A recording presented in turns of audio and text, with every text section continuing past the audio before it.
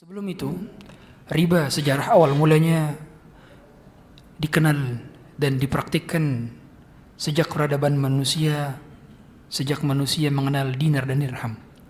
Sehingga tatkala dinar dan dirham pada saat terdahulu ditemukan dan dijadikan sebagai mata uang, sebelumnya hanya barter saja, dan ketika ditemukan dinar dan dirham maka pada saat itu mulai terjadi riba pertama kali di muka bumi. Oleh karena itu setiap peradaban mereka ketika menggunakan mata uang maka pada saat itu pula terjadi transaksi riba. Oleh karena itu di Mesir terjadi ketika Mesir kuno, di Yunani ketika zaman dahulu juga terjadi. Maka kalau kita menarik sejarah mengapa terjadi riba pada zaman Rasulullah SAW, di mana beliau ketika di kota Madinah langsung membuat pasar. Jadi di antara langkah dakwah beliau selesai daripada membuat Masjid Nabawi, maka beliau langsung membuat pasar. Yang pada saat itu sudah ada pasar sebetulnya. Pasar orang Yahudi. Tapi di antara kecerdasan beliau dan kebijaksanaan beliau bahwa paham setelah akidahnya dipopok, maka umat butuh untuk dibina dan ditopang perekonomiannya. Kalau ikut pasar Yahudi, maka mereka melakukan transaksi riba, mereka melakukan kezaliman, dan mustahil kita bisa mendapatkan kebahagiaan dengan transaksi demikian. Maka Rasulullah membuat pasar tepat di depan pasar Yahudi. Kata para ulama, mengapa?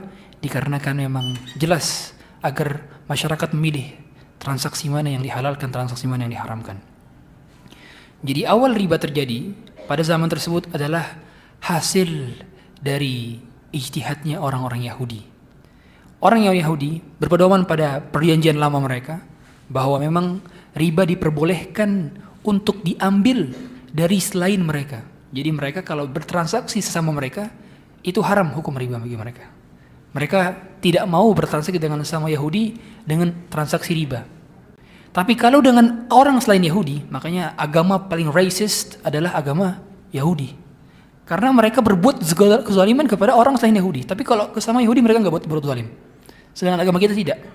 Kita tidak boleh berbuat zalim kepada siapapun makhluk di bumi ini. Nggak boleh.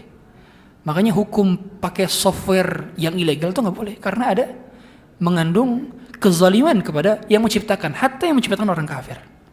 Termasuk membuat produk KW. KW yang di KW-nya adalah produk orang kafir misalkan, yang membuatnya adalah orang kafir. Itu pun tidak boleh. Adalah hukum tazwir namanya. Tazwir itu membuat barang KW kemudian dijual. Ada pihak yang terzalimi meskipun orang kafir. Bahkan kata para ulama di antara kata Syekh Utsaimin, kata beliau, orang yang doanya diijabah adalah orang terzalimi.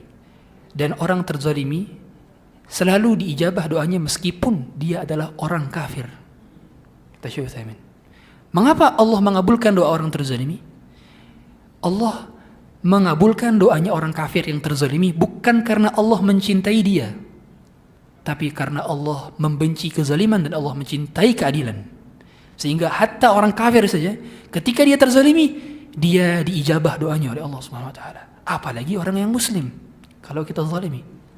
Dengan demikian pada saat itu orang-orang Yahudi mereka men-share ilmu mereka. Ilmu mereka kemana? Jadi di antara ekspansi orang Yahudi, mereka kan adalah golongan yang sering terusir. Jadi kalau sampai sekarang, nanti hari kiamat dia akan terusir lagi. Lihat saja. Akan terusir lagi. Dari dulu terusir. Dari zaman Nabi Sulaiman terusir. Dari zamannya Nabi Yusuf terusir. Akan terusir terus memang pada akhirnya. Karena mereka memang tidak punya negeri. Nanti, ya, di hari kiamat pun mereka nanti akan terusir karena mereka tidak diridhoi oleh Allah Subhanahu wa taala sebagai sebuah generasi peradaban. Maka pada saat itu ketika mereka hijrah ke mana? Ke Madinah, ke Yathrib dan ke Taif. Tujuannya apa? Tujuan di antaranya untuk menunggu nabi, gitu. Jadi mereka itu sudah tahu bahwa nabinya adalah yang akan diutus ke sebuah tempat yang banyak pohon kurmanya. Maka mereka cari, oh ternyata banyak pohon kurma adalah Yathrib yang sekarang adalah nama kota Madinah. Kemudian Rasulullah mengubah nama Yathrib menjadi kota Madinah. Pada saat itu mereka nunggu di sana, nungguin apa? Nungguin Rasul. Mereka sudah tahu bahwa akan ada nabi. Ya. Oleh karenanya, ternyata ketika nabi datang dan itu bukan nabi yang berasal dari Bani Israel, maka mereka hasadan min indi anfusihim min ba'di ma tabayyana lahumul haqq. Mereka langsung hasad. Mengapa nabinya bukan dari Bani Israel? Kenapa dari bangsa Arab? Karena mereka adalah generasi paling rasis. Oleh karenanya Yahudi itu bukan agama yang universal, tidak. Mereka agama eksklusif, agama etnis. Jadi kalau Anda mau menjadi seorang Yahudi nggak akan bisa. Karena Yahudi adalah agama etnis. Anda harus terlahir sebagai gen Yahudi dulu, baru bisa menjadi agama Yahudi. Nah, pada saat itu, ketika mereka di Madinah dan di Taif, mereka melakukan transaksi riba. Sebagaimana kita ketahui, riba adalah pinjaman berbunga. Mereka ngasih pinjam orang, kemudian orang-orang tersebut bayarnya lebih daripada yang dipinjamkan. Sehingga keuntungan mereka dari situ. Dan mereka kaya raya karena transaksi ini. Kaya raya. Sampai-sampai orang Arab di Yathrib dan di Taif mendapatkan kerugian yang sangat besar, menjadi miskin. Sampai-sampai mereka menggadaikan anak dan istrinya demi pinjaman riba dari orang Yahudi, sumbernya. Dan ternyata kita lihat sekarang, di depan mata kita, pinjol merajalela. Pembunuhan terjadi di Universitas Indonesia kemarin, gara-gara pinjol. Suami istri bercerai, gara-gara pinjol. Luar biasa. Tampaklah kejayaan Yahudi di zaman sekarang, kita lihat. Menjerat lagi kaum muslimin. Mereka tak paham bahwa ketika sudah terjadi riba, dan mereka tidak keluar daripada riba, terjerumus ke dalamnya. Sulit keluar. Sulit. Semuanya digadaikan.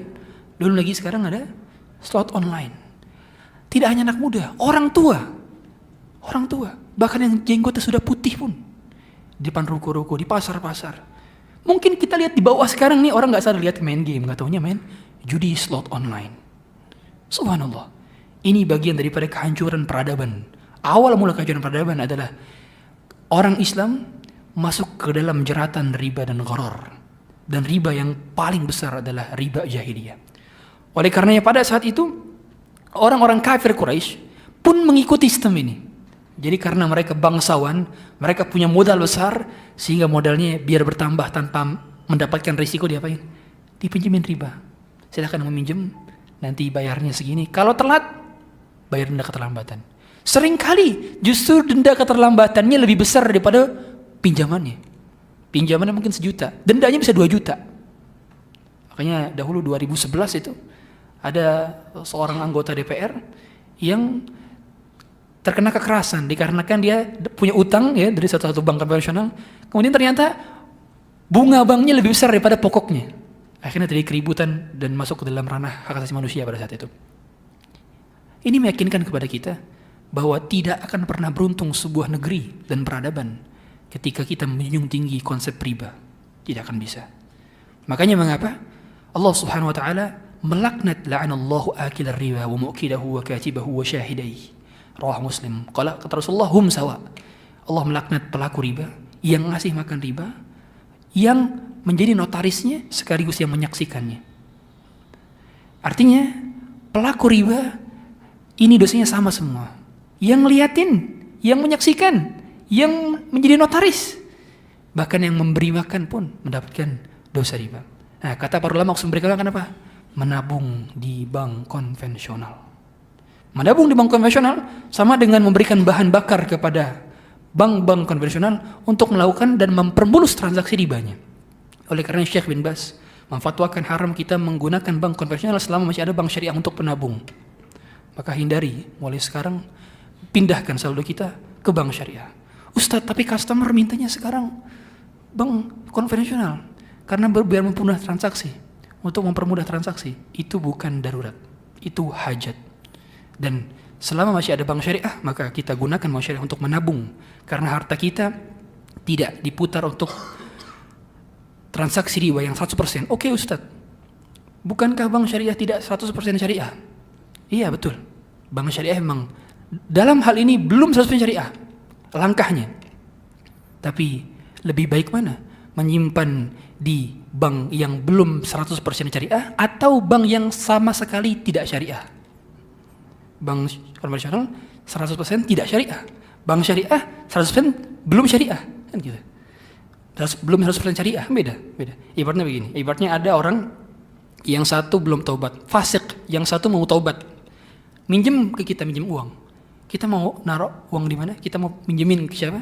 Tentu kita kasih minjem kepada yang mau taubat. Nah, begitulah bank syariah. Mereka dalam proses taubat saat ini. Ya. Maka pada saat itu orang-orang Quraisy, kafir Quraisy, ngikutin copy paste sebagaimana yang dilakukan oleh orang-orang Yahudi. Di antaranya dulu sebelum bertobat adalah Al-Abbas bin Abdul Muttalib. Dulu paman Rasulullah SAW. Kata Rasulullah, adau ribana Abbas bin Abdul Muttalib. Kata Rasulullah, riba yang pertama kali aku hapuskan adalah ribanya Al-Abbas. Kenapa? Karena dahulu Al-Abbas rentenir. Tapi Rasulullah hapuskan.